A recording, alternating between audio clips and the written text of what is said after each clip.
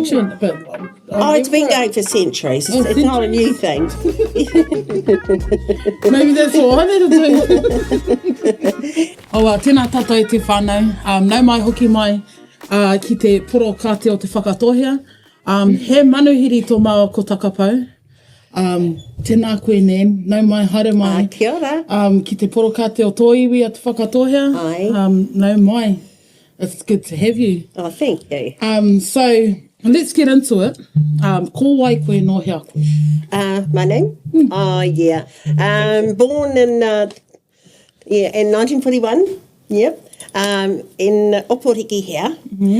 Grew up my earlier years. I'll tell you who I am in a tick. And on the other side of Makio, out in the Rahui Valley, on a farm, just, the farm on the reservation style. Anyway, my name was Muriel Nanny Kelly and married to Smith. And so, kia ora tātou. Well, that's my name anyway. I've got that bit done. That's her name. Sure, and you were born and raised here? Yes. And I went to college here. Yes. Yeah. When I first started school at 5, I don't know whether you know where the bridge is.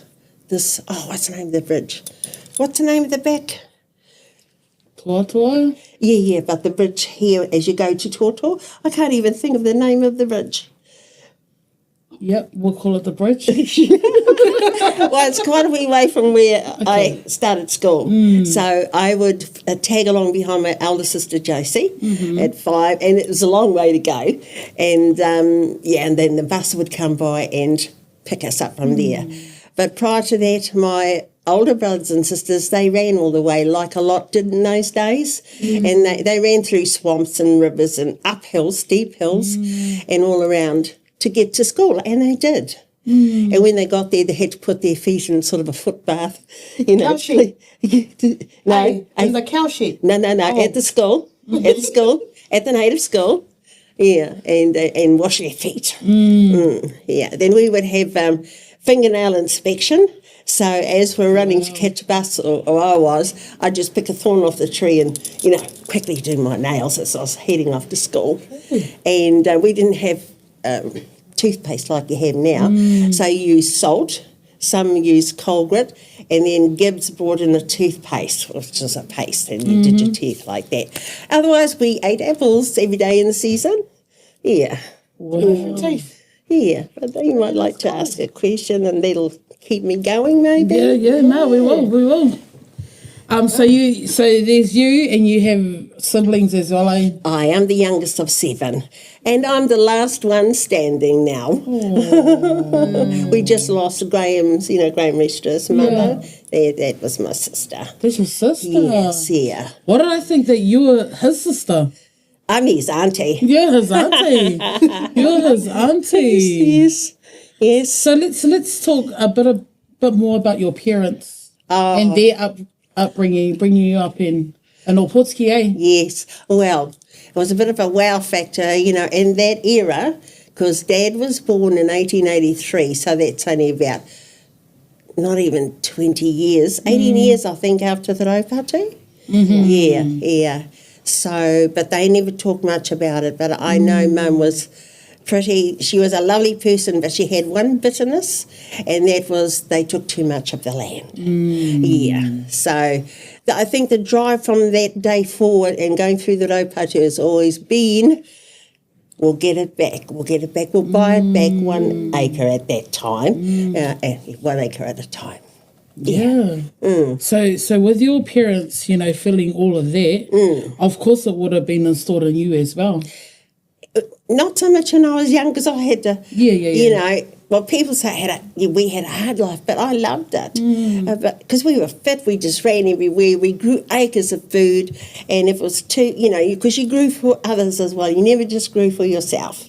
And it was all about sharing, seasonal work like the haymaking, the shearing shed, and Godfrey Bowen, who became a famous shearer, very early on, she used to shear our sheep and the Hermanson sheep, because we used the Hermanson shed. Wow. Yeah, for shearing. And when it was time for our sheep to go down to the shearing shed, I had a pet ram, and he used to strut along in the front, and all of the herd would just follow behind him, just like that. Yeah. And if I wasn't running everywhere, I was riding my stallion, which I hand-reared. So that was my mode of transport. And I often think in the same breath of Tawhai, Tawhai Edwards, and she had a motorbike. I can't remember the brand of the motorbike, but yeah. So that was her and that was me. That's how we got around. And it had a lot to do with uru teritoa. And we'd go out... Well, lucky we had a lot of freedom, really. But I had that feeling that Mum kept an eye on us no matter where we were. So we'd hop on our horses and go to Opape, and we'd swim out to the far rocks to get our mussels. Yes. And we carry our kitties, you know. You carry your bag and your teeth and that, and you come back. Yeah, all that sort of thing. But it's a lot further now because the ocean has encroached closer upon the shore. Yeah, because out there is a block, Māori land block, that runs parallel to the beach, and that's all underwater. Yeah. Yeah. Yeah, so, you know, in that way it was good. It was a good life. It was a natural life. You sound like you had an amazing childhood. Yeah. I think I did. Yeah. It's so different to today. Yeah. You know, a lot of the things that we could do and get away with, you wouldn't be allowed to because, you know, health and safety and all those rules would come in, you know. But we were allowed to explore because we had to learn how to look after ourselves. Yeah. You know, that's beautiful. Yeah. I want to talk about a little bit about when I started school, when I was with Josie, because she was there with me. I was fine. I was safe as anything because, you know, nobody would... cross Josie, look out. But when she left to come into town to college, I used to get bullied. So bullying was a thing then, just as it is now. Yeah. Because I was fortunate because I had my lunch in luncheon paper, wax paper, in a billy. A lot of those kids had no lunch. And in the wintertime, if they got a frost fish, that was good. So that was what they were after, was my lunch. Yeah, so big battles there. Yeah. And the third time I got a hiding, I went home to Dad and he looked at me and he said, "You've got to learn to look after yourself." So I did. I did, yeah. Knocked out a few, eh? So you went to the college. What primary school did you go to, sorry? Well, I went to the native primary school, but when the bus came out from town, being strict Catholics, Mum was, Dad didn't attend so much, but he did attend at vital times of the year. I had to get on their bus and come into the convent. So, yeah, that's when my schooling up until I went to college. Yeah, and it was good too. So you've lived in Opotiki all your life? I was dispatched when I was, how old was I? 15, I think. And I ended up, no, I must have been a bit older, 16, down to Invercargill. That's where Sister Josie was. Yeah. That was to sort of straighten me up. Oh, yes, okay. Okay. Did it work? Well, somebody said I laughed because they didn't do a very good job. Yeah. You know, because it was like the Wild West back then, you know. Well, I got around if I wanted to. I would go and swipe Dad's ride 22 or 303 and off I'd go. You know, we always had a knife and we'd go tomahawk and the whole stock whip and the rope and the whole bit. And that's how you got around. Yeah. And it wasn't unique. It was just how it was. Yeah. So, It's beautiful. yeah. I did a bit more than that, but we won't go there. No, you can go there. No. It's all right. No, maybe when I've died it'll be all right, then I won't get arrested. Yeah. You do much marakoi as tamariki? It's tamariki. Yeah, Yeah, no, we planted acres of kai. Yeah, because there were those in town that maybe didn't have what we had as space, and it was just there for them. And similarly from the coast, they'd come down in the watermelon season on a big flat deck truck, piled with melons for the whānau. things like that. And from Titico, Texas, they would come over with trailer loads of onions. Wow. Never sold, always given. Yeah. It's beautiful. Yeah, so you grow up with that. And that's good, that's all Manaaki and all our tangas, you know.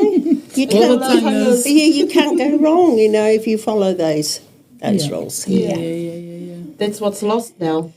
Yes, it's become diluted, and laws and life and money has gotten away. Yeah. So everybody's now, because they've got to have money to live, and so they're all scrabbling for that, But I don't believe in that sort of economy.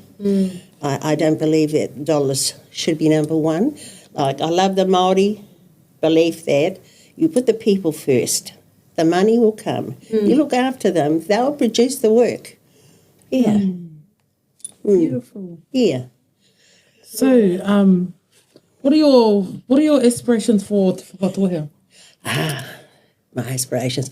Well, one has been fulfilled, and it harks back to 1883, and it's a fulfilment for all our forebears to now, that they achieved a pretty good settlement. Yeah. It won't be a perfect settlement, they never are. But, what I like about our people, they're pretty stubborn. They won't lie down or give up, they just won't. But they followed because they listened to what our ancestors said. And yeah. They don't forget, Māori don't forget, eh? Yeah. Absolutely. So when you spoke to, your childhood, what would you want to see come back from your times?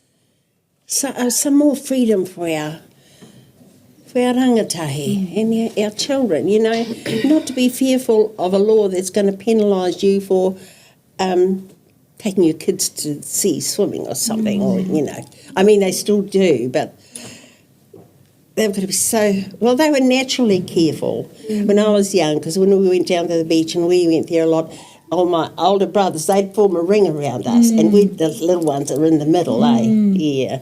So so much rules around it now. Too many rules now, and then they put layer upon layer of adding in laws, and and it's not good. It's not a natural way. And then our behaviours will change because of all those restrictions, squashing some of our. Well, it's not just our people, all people. You got to have the freedom for your mind to grow and flourish. Yeah. But I'm actually hoping that we achieve the status of charter schools, just so that, because we understand what we want, and we know how we can do that. Because all the time since 1883, we've had to go that way. But the good thing about it is our people have learned to walk in two worlds. 3, if you take my granny Mihitaina, she walked in the ancient world. But she also, because she was born in about 1880 or 1878, just a little bit before my dad. His dad was 60 when he made me. And she would kōrero, or chant it actually, and it'd be to the world of the Wairua. To keep safe. And I'll tell you about her ancient customs. When she looked after our elder sister Hema, who married a Lingman from Ōpape, and because Granny Mihitaina lived on a hill, she had a bit of a farm, some flat land, and there was sort of like little indents or caves, if you like, round her hill. Hema hardly slept in a bed. She'd be in one of those places or other, in the side of the hill. No beds in that. No, because it depended on the Wairua. So Granny put her where she knew she'd be safe for the night. Yeah. That's beautiful. That is lovely. Yeah. That's an old custom. It's old. That's what our people were like. They were just one with the world of Wairua, and I think that's one of the things I was hoping that one day we'd get back to. We need to reconnect everybody and not to be whakamā about your Wairua. Because it's a whole world. It's a whole world that walks alongside of you. Yeah. Yeah. Yeah. Yeah. Was it whakamā or was it scared? Hey. Oh, I'll be a little bit both. mataku to be walking with my wairua. No, but when you understand it, Yeah. why and how it is, the shape of it and everything, because I've had to go through all that, because all Mum showed me was how to douse, and there's another name for it. You know, they used to pull a hair out of their head, thread it through their wedding ring, and then they'd douse, you know?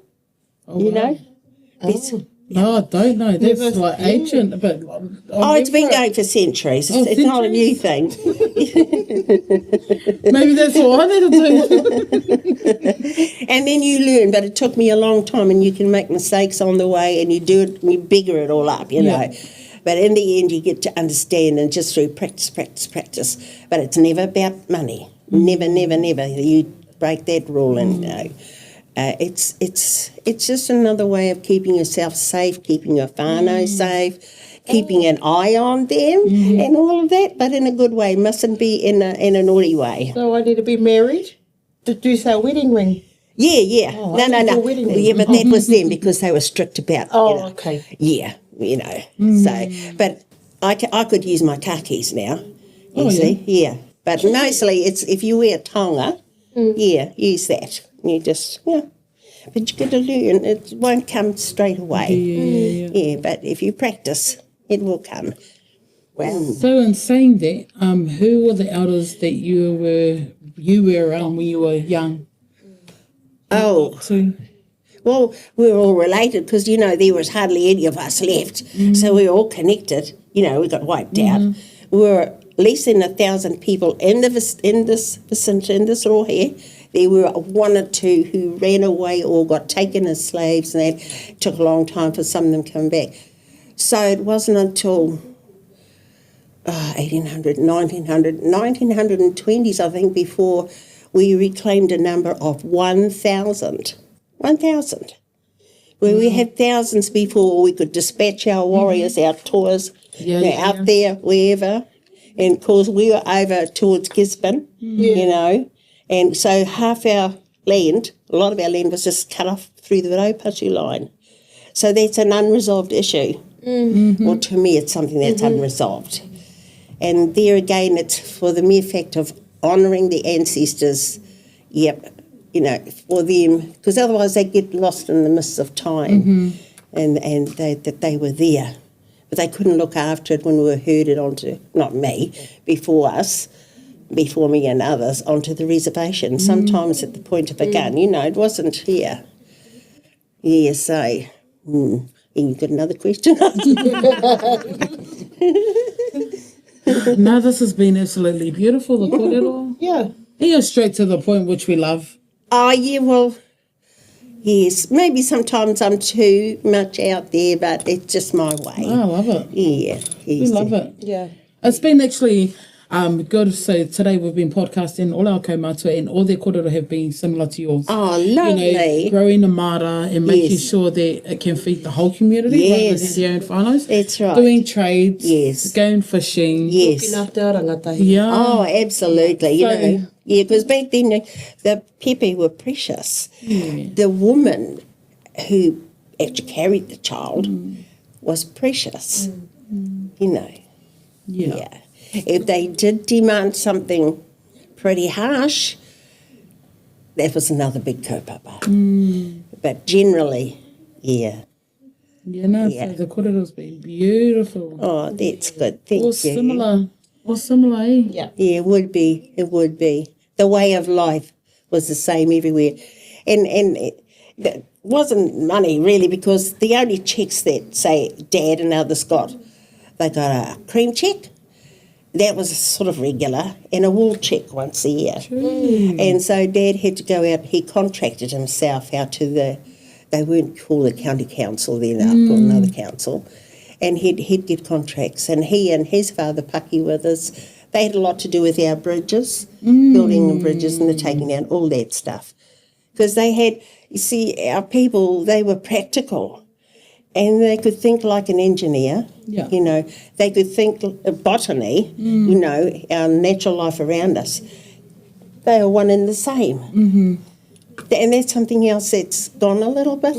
Yeah. You know, if you think about the wonder of plants and creatures, they're very clever. Because I watch them, and they're really intelligent beings. Yeah. You're So, absolutely right. yeah. So if there was one thing that you would want to leave for us, te iwi o te whakatohia, what would that be? I want so much, and this mightn't be easy. We have to hold tight to our ways, and especially our tikanga, because they're our guiding principles. We must protect them at all costs, but we'll have to try and be clever about it. Yes, because I don't want to see our people have their minds sort of pressuring because they've got to live that way when really their hearts would like to live another way. You know, the heart is just as important as the mind. That's what I would like. And our reo, but I'm pleased about that. Not that I'm not fluent. Mum tried to teach me and said I was hopeless. But I don't, you know, we have to hang on to these things. So that's why I'm glad that our government has been called to account by an international body for the way they're trying to diminish our culture or wipe it out there, you know. Yeah, we know that, don't we? Yeah. And we've got to make sure that they don't achieve that goal. It's quite ugly. Yeah. Because we've got a beautiful culture. It can be tough, but really generally it's a beautiful culture, like all Indigenous cultures. Yeah. And because we're one with the nature and all around us. Yeah. It's beautiful. You know, when it came, our people also, they were the first, DOC conservationists. When they came here, everything was huge because you could tell by the hooks and that they used, well, I saw it, and they were huge. But then because they were just going for it, then all of a sudden they noticed things were starting to lessen. So they took on conservation. Your ancestors were conservators once they realised that they were taking more than what they should. Yeah. And, you know, of course, you know all about the star system and all that. Oh, one thing I can tell you, I just learnt it from the guys that came up from Lincoln, is planet Earth is slowing down. Oh, wow. And it's, you know, and it's spinning just a little bit. I wonder why these days are getting longer. Oh, well, I hope we don't get stuck in winter for the rest of our lives. I hope I don't stop on winter. Well, to stop me going on and on, you make it a wrap. No, but thank you, Koe, for coming in today to share your kōrero with us. It's been such a beautiful... I loved it. You know, this waha can go for it, eh? Well, you might have to come back for series 2. Absolutely. Koe rawa tō penati, so... Oh, no, thank you. God bless everybody, eh? Thank you very much, Nan. Thank you very much. It's all good. I'm glad I came. Didn't even know what it was about, but never mind. Who cares, eh? Doesn't matter. I just put Nita on the spot, so thank you very much. Well, e mihi ana ki a tātou katoa. E mihi ana, Nan. Thank you. No mātou te whiwhi. Tēnā koutou katoa. Oh.